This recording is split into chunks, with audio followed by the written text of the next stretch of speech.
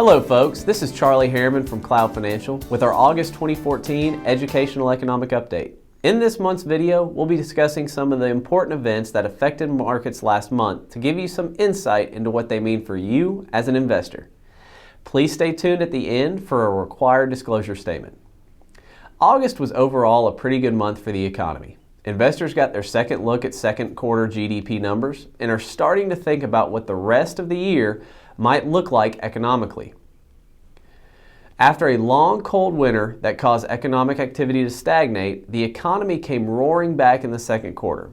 The latest estimate shows that the U.S. economy grew by 4.2% in the second quarter, the fastest pace of growth since the third quarter of 2013.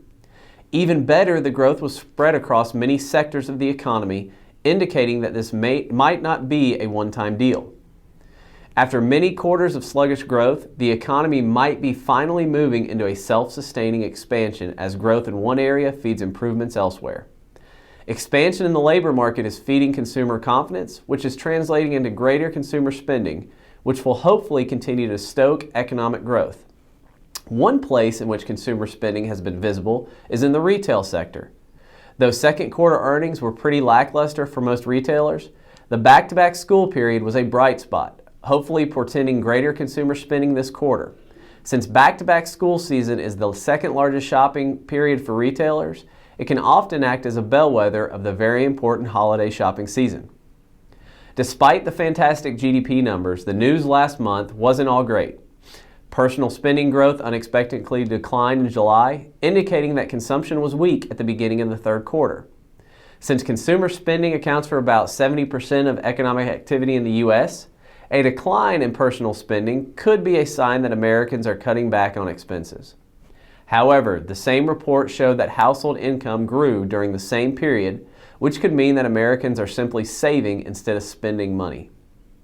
On the other hand, consumer sentiment rose significantly in August as Americans cheered up and regained their optimism about the economy. One measure of current expectations reached its highest level since before the most recent recession. So, if consumer spending is up and personal spending is down, what does that mean for the economy going forward? It's hard to say without more data, but we can say that the underlying trends point to sustained economic growth and improvements across the economy. Looking ahead, we expect the situation in Ukraine to affect markets as investors worry about deteriorating security, and continuing sanctions will affect global markets. Although the U.S. economy does not appear to be affected by Russian sanctions, Europe's fragile economy is less able to withstand negative shocks. We'll know more next month. That's it for this August Educational Economic Update. If you have any questions or concerns, please give our office a call at the number below. Once again, this is Charlie Harriman with Cloud Financial, signing off for the month of August 2014. If you have any questions about what you heard in this update or would like to discuss your personal financial situation, please give us a call at 256-715-0094. We'd be happy to talk to you. While we believe the information in this report is reliable, we cannot guarantee its accuracy. Opinions expressed are subject to change without notice and are not intended as investment advice or a solicitation for the purchase or sale of any security. Please consult your financial professional before making any investment decision. Investment advice is offered by Horder Investment Management, LLC, a registered investment advisor. Insurance and annuity products are sold separately through Cloud Financial, Inc.